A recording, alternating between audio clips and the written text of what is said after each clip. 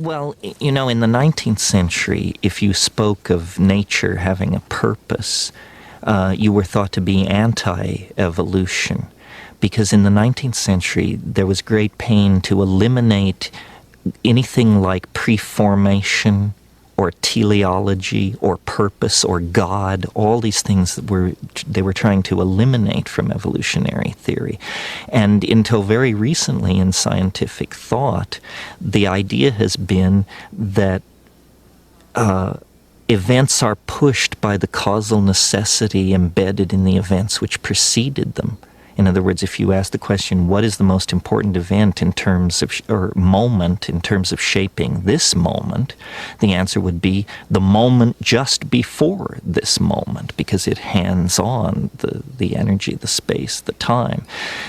Recently, mathematicians have evolved what they call the notion of attractors, or strange attractors in some cases. And these are processes where a dynamic is not pushed by causal necessity from behind, but it's pulled by a point in the future.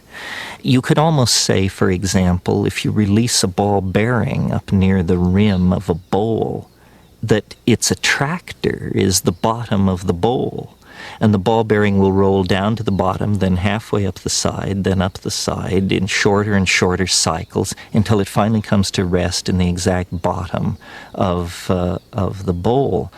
Well, from the point of view of the new mathematics, the bottom of the bowl is a basin of attraction, and the ball bearing has fallen under its influence. So I have always doubted that evolutionary theory without purpose, without teleology, could produce as complex a world as we see around us in as short a time, 5 billion years, as the life of the Earth. It seemed more as though these processes were not just wandering across a flat genetic landscape. They were the process of biological evolution was actually being channeled between high walls. In other words, it could move. It had some motion this way, some this, but its forward direction was inevitable. And this is the idea of an attractor, that what the universe is doing is it is under the sway of what I call the transcendental object at the end of time. And that is this domain of hyperconnectivity, that it would be perfect novelty. And all nature aspires for this state of perfect novelty. You could almost say that nature abhors habit, and so it seeks the novel by producing various kinds of phenomena at every level in biology, chemistry, and society.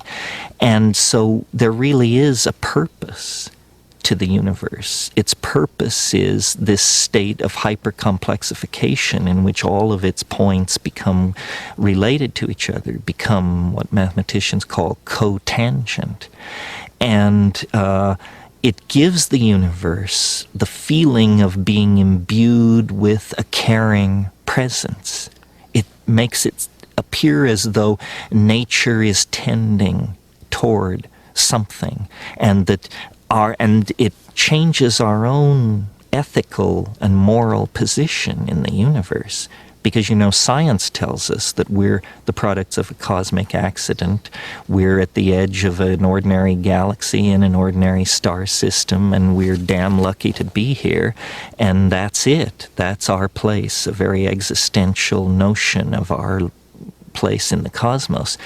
But if you take this other point of view, that process is under the influence of an attractor, and that the value the attractor is maximizing is novelty, then suddenly, for the first time in 500 years, human beings are moved back to the center of the stage, because we are the most novel thing on this planet. We are everything biology is, plus technology, language, politics, philosophy, art, so forth and so on.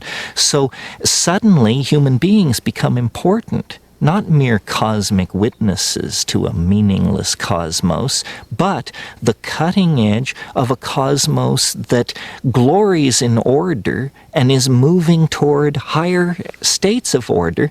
And at the present moment, we are the carriers. Once it was the volcanic processes that shaped this planet. Once it was the life of the early oceans. Once it was the great dinosaurs.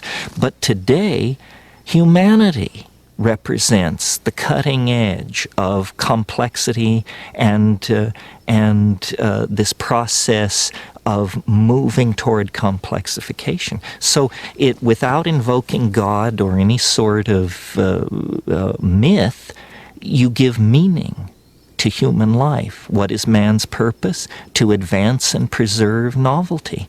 This is an ethical position. It means you don't replace rainforests with pastures. You don't censor books. You don't lean on people who make gender choices different from yours. No, the purpose of being a human is to complexify reality even more, to hand on a more diverse, more complicated, more multifaceted universe to our children. And when this process of complexification reaches the omega point, it will fulfill, I believe, the expectations of all of these religions, but it will fulfill it in a mature, scientific, and universal way that these religions all lack, because they all reflect their parochial origins.